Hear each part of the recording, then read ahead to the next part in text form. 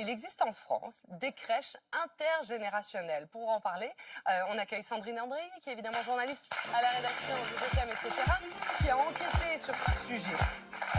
Salut Sandrine. Salut Daphné. Sandrine, elle va nous faire une visite guidée de l'une de ces crèches justement où les bébés côtoient les personnes âgées, c'est bien ça? Oui, c'est bien ça. Avec Marie Bédru, nous sommes allés à Tourcoing, dans le Nord, et nous avons visité une crèche qui a été construite dans le jardin d'un EHPAD, un établissement d'hébergement pour personnes âgées dépendantes. En fait, les deux bâtiments sont séparés simplement par une clôture grillagée, munie d'une porte, et régulièrement, donc ici, les enfants rencontrent les personnes âgées pour partager une activité ou un repas. Parfois, ce sont les enfants qui se rendent à la résidence, parfois c'est l'inverse, chacun fait comme il veut, et ce jour-là, c'était André, Pierre et Marie-Thérèse, qui ont tous les trois plus de 90 ans, qui avaient fait le déplacement. Bonjour Clément. Bonjour tout le monde. Bonjour. Comme ça, on va le tenir ici. Super. Ce sont pas nos enfants, mais ce sont des enfants. On les adopte automatiquement. C'est tellement beau, c'est tellement frais, c'est la vie. C'est la vie qui pousse. C'est un camion de pompiers, ça. Oh, dis donc. Au début, je venais très régulièrement. Maintenant, j'ai beaucoup de peine à me déplacer, donc c'est plus rare. Mais c'est toujours une grande joie. C'est une recherche d'amour. Ils aiment les personnes âgées et les personnes âgées aiment les enfants. C'est les extrémités des vies et c'est important. C'est le papa, C'est ce que je disais. c'est le papa. C'est une famille fort éparpillée. Alors, bien sûr, ils ne peuvent pas être là très souvent. Hein. Et puis, ça fait revenir justement les souvenirs d'enfance. C'est quelle couleur? Rouge, c'est bien. On aime bien les enfants de cet âge-là. Ils s'éveillent à la vie. On est heureux de venir. C'est vraiment une joie. Ça résonne.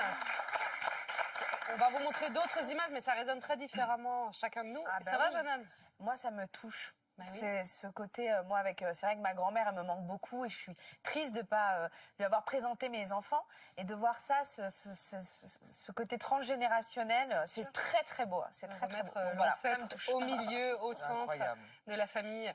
Mais oui, ça nous touche tous. Et les enfants, surtout, ils ont l'air hyper heureux parce qu'on a entendu la parole de ces personnes. Mais les enfants autour sont quand même très joyeux. Oui, hein. ils sollicitent beaucoup ces visiteurs, hein, même si c'est tout petit, ils ne parlent pas encore très bien et que les personnes âgées, elles, ne peuvent plus beaucoup se mouvoir.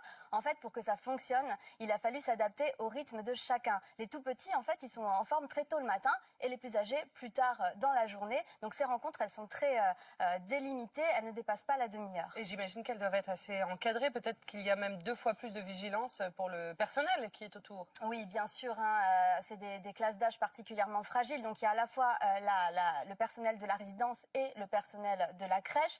Il faut faire attention aux contaminations par les petits microbes. Il faut faire en sorte que les enfants ne fassent pas de gestes brusques envers les personnes âgées, mais aussi que de leur côté, les personnes âgées ne distribuent pas des bonbons en cachette aux enfants. Parce que c'est ce qu'elles avaient tendance C'était à le cas au faire début. les premiers temps, Mais oui, exactement. C'est trop Ouais. mignon. C'est une grande organisation pour 30 minutes de rencontre, de partage, de s'adapter effectivement Tout à fait, tout à fait. Et tout le monde y met du sien parce que c'est un projet qui fait Super. plaisir. Et il y a notamment Clément qui est animateur et encadrant des personnes âgées.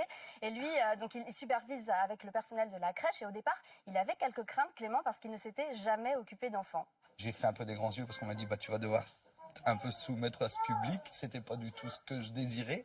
J'avais un petit peu d'appréhension et en fait pas du tout. Parce qu'on retrouve beaucoup de points communs entre les générations, entre ces générations surtout. Hein, là, on maintient l'autonomie chez nos résidents, là, on leur donne l'autonomie. Hein, donc, on retrouve beaucoup de points communs. Alors, est-ce que vous en sortez?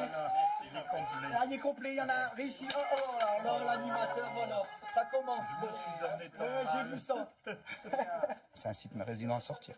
Donc, il y a du mouvement, il y a, voilà, on prend notre manteau, on s'habille bien, on s'habille propre et on va dehors pour rejoindre les enfants. Même parler. On a une dame, elle ne parle plus depuis quelques mois. L'enfant est venu, lui a ramené et d'un coup d'un seul, elle a lu le livre. J'avais pas entendu le son de sa voix depuis quelques temps. C'est pour ça que je dis que c'est le meilleur des médicaments. Il y aurait plus souvent d'enfants, il y aurait peut-être moins de prise de médicaments et moins de douleurs aussi.